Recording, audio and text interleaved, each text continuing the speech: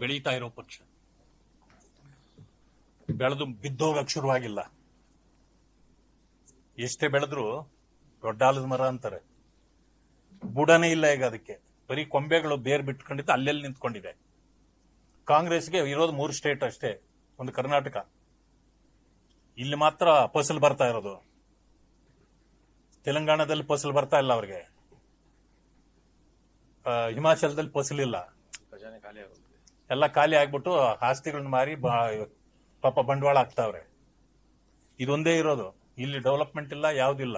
ಎಲ್ಲಾ ಕಡೆಯಿಂದ ಎಷ್ಟು ಸಾಧ್ಯವೋ ಲೂಟಿ ಮಾಡು, ಕಪ್ಪ ಕಾಣಿಕೆ ಅರ್ಪಿಸು ನಡೀತಾ ಇರೋದು. ನಮ್ಮ ಪಕ್ಷ ದಲಿತರಿಗಾಗ್ಲಿ ಹಿಂದುಳಿದವರ್ಗಾಗ್ಲಿ ಬಾಬಾ ಸಾಹೇಬ್ ಅಂಬೇಡ್ಕರ್ ಅಂತ ಹಿಡಿದು ನೋಡ್ರಿ ನೀವು. ನಾವು ದಲಿತ ಪರವಾಗಿ ನಿಂತಿದೆ. ಬಾಬಾ ಸಾಹೇಬ್ ಅಂಬೇಡ್ಕರ್ ಅವರ ವಿಚಾರದಲ್ಲಿ ಅವರ ಪರವಾಗಿ ಒಂದು ಕೆಲಸ ಮಾಡಿದ್ದೀವಿ, ಇಂಥದ್ದು ಮಾಡಿದ್ದೀವಿ ಅಂತ ಯಾವ್ದಾದ್ರೂ ಇದ್ರೆ ಅವರು ಹೇಳಲಿ Congress. I will take a challenge. ಪಂಚಕ್ಷೇತ್ರಗಳನ್ನು ಅಭಿವೃದ್ಧಿ ಪಡಿಸಿದ್ದು ನಾವು. ಲಂಡನ್ನಲ್ಲಿ ಓದಿದ್ದನ್ನ ಅದು ಒಂದು ಶಾಶ್ವತವಾಗಿ ಉಳಿಬೇಕು ಅಂತೇಳಿ ಅಲ್ಲಿ ಮಾಡಿ ಅದನ್ನು ಕೊಂಡ್ಕೊಂಡು ಲೈಬ್ರರಿ ಮಾಡಿಟ್ಟಿದ್ದೀವಿ. ಅವರು ಹುಟ್ಟಿದ ಸ್ಥಳವನ್ನ ಅಥವಾ ಅಂತ್ಯ ಸಂಸ್ಕಾರ ಆದ ಸ್ಥಳವನ್ನ, ದೆಹಲಿಯಲ್ಲಿ ವಾಸ ಮಾಡಿತ್ತು, ಎಲ್ಲವೂ ಇವತ್ತು ಮಾನ್ಯುಮೆಂಟ್ಸ್ ಆಗಿವೆ ಅವು ಅಲ್ವಾ. ಕೋವಿಂದ್ ಅವರನ್ನ SC ರಾಷ್ಟ್ರಪತಿಗಳನ್ನು ಮಾಡಿದ್ದ, ಈಗಲೂ ಕೂಡ ಅಪಮಾನಗೊಳಿಸ್ತಾರೆ.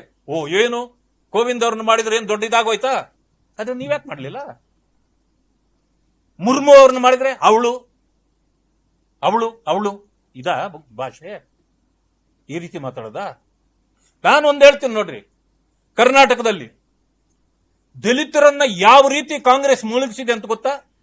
ಬಿ ಬಸವಲಿಂಗಪ್ಪ ಅಂತೇಳಿ ದೊಡ್ಡ ಅಗ್ರಗಣ್ಯ ನಾಯಕ. ಆತರ ಕಾಲದ ಹಿಸ್ಟ್ರಿ ತಿಳ್ಕೊಂಡ್ರೆ ಮೈ ಜುಮ್ಮನ್ನುತ್ತ ಬೇರೆಯವರಿಗೆ. ಅಂತ ಒಬ್ಬ ನಾಯಕ ಮುಖ್ಯಮಂತ್ರಿ ಆಗೇ ಬಿಟ್ರು ಅಂತಿತ್ತು.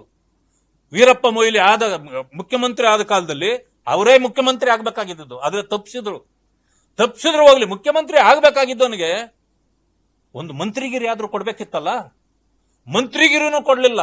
ಆ ಟೆನ್ಷನ್ಗೆ ಬ್ರೈನ್ ಎಮರೇಜ್ ಆಗಿ ಸತ್ತೋಗ್ಬಿಟ್ರು ಪಾಪ. ಅವ್ರ ಫ್ಯಾಮಿಲಿ ಇವತ್ತು ರಾಜಕೀಯವಾಗಿ ಸಂಪೂರ್ಣ ಮುಗಿಸಿಬಿಟ್ಟಿದ್ದಾರೆ. ಕಾಂಗ್ರೆಸ್ ಮಾಡಿದ್ದು. ಪ್ರಸನ್ನ ಕುಮಾರ್ 5-6 ಸಾರಿ ಗೆದ್ದಿದ್ದ. ಇವತ್ತು ನಮ್ಗೆ ಕ್ಷೇತ್ರ ಇಲ್ಲ. ಕ್ಷೇತ್ರವನ್ನು ಕಿತ್ಕೊಂಡ್ರಿ. ಈಗ ಅವ್ರ family politically out. Srinivas Prasad ಈ ಭಾಗದ ಹುಲಿಯೇ, ದಲಿತ ಹುಲಿ ಅನ್ನೋರು.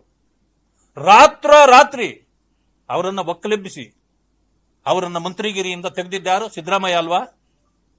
ಅವರನ್ನು ಮುಗಿಸಿದ್ದು ಸಿದ್ದರಾಮಯ್ಯ ಅಲ್ವಾ? ಕಾಂಗ್ರೆಸ್ ಅಲ್ವಾ? ಏನಾಯ್ತು ಅವ್ರ ಪರಿಸ್ಥಿತಿ? ಆವತ್ತು ಅವರು ಸರಿ ಇದ್ದಿದ್ರೆ ಇನ್ನೂ ನಮ್ಮ ಜೊತೆಯಲ್ಲಿ ಬದುಕಿರ್ತಿದ್ರು. ಅವರು ವಯಸ್ಸೇನು 85 ಆಗಿರ್ಲಿಲ್ಲ ಅವ್ರಿಗೆ. 72-73 ತೀರ್ಕೊಂಡ್ರು ಅವರು. ಇದೆಲ್ಲ ಮಾಡ್ಲಿಲ್ವಾ? ನನ್ನನ್ನೇ ತಗೊಳ್ಳಿ, ನನ್ನನ್ನು ಯಾವ ರೀತಿ ನಡೆಸ್ಕೊಂಡ್ರಿ ನೀವು? ಮುಗಿಸೇ ಬಿಟ್ಟಿದ್ರಿ. ಬಿಜೆಪಿಗೆ ನಾನು ಬರಲಿಲ್ಲ ಅಂತಂದ್ರೆ ನನ್ನ ಭವಿಷ್ಯ ಶೂನ್ಯ ಇರ್ತಿತ್ತು. ಇವುಗಳೆಲ್ಲ ನೋಡಿ ತಿಳ್ಕೊಳ್ಬೇಕು. KH ರಂಗನಾಥ್ ಕಥೆ ಏನಾಯ್ತು? ಅವರು ಮುಖ್ಯಮಂತ್ರಿ ಆಗಿದ್ದವರು. ಖರ್ಗೆ ಅವರನ್ನ ಯಾವ ರೀತಿ ಓಡಿಸಿದ್ರಿ ಡೆಲ್ಲಿಗೆ? ವಿರೋಧ ಪಕ್ಷದ ನಾಯಕರಿದ್ರು ಅವರು. ನನಗೆ ಕೊಡೋದಾದ್ರೆ ವಿರೋಧ ಪಕ್ಷದ ನಾಯಕರು ಕೊಡಿ, ಇಲ್ಲಾಂದ್ರೆ ಪಾರ್ಟಿ ಬಿಟ್ಟು ಹೋಗ್ತೀನಿ ಅಂತ ನೀವು ಹೋಗಿ ಸೋನಿಯಾ ಮೇಡಮ್ಗೆ ಹೇಳಿದ್ರಿ. ಮಾನ್ಯ ಸಿದ್ದರಾಮಯ್ಯನವರೇ, ಜ್ಞಾಪಕ ಇಲ್ವಾ ನನ್ಗೆ? ನೋಡಿ, ಹೇಳ್ತಾ ಹೋದ್ರೆ ಕಾಂಗ್ರೆಸ್ನ ಚರಿತ್ರೆ, ಸಿದ್ದರಾಮಯ್ಯನವ್ರ ಚರಿತ್ರೆ ಬೇಕಾದಷ್ಟು ಹೇಳ್ಬೋದು ನಾವು. ಯಾಕೆಂತಂದ್ರೆ ನಾನು ಹಲವು ವಿಚಾರಗಳಲ್ಲಿ ನಾನು ಪ್ರತ್ಯಕ್ಷದರ್ಶಿ ಇದ್ದೇನೆ. ಅಷ್ಟು ಸುಲಭವಾಗಿ ನನ್ನನ್ನು ಲೆಕ್ಕ ಹಾಕೋದು ಬೇಡ ಅವರು. ಹಾಗೆ ಯಾವತ್ತೂ ಕೂಡ ಭಾರತೀಯ ಜನತಾ ಪಕ್ಷ ದಲಿತ ವಿರೋಧಿ ಅಲ್ಲ. ದಲಿತರಿಗೆ ಎಲ್ಲಾ ಅವಕಾಶಗಳು ಕೊಟ್ಟಿದೆ.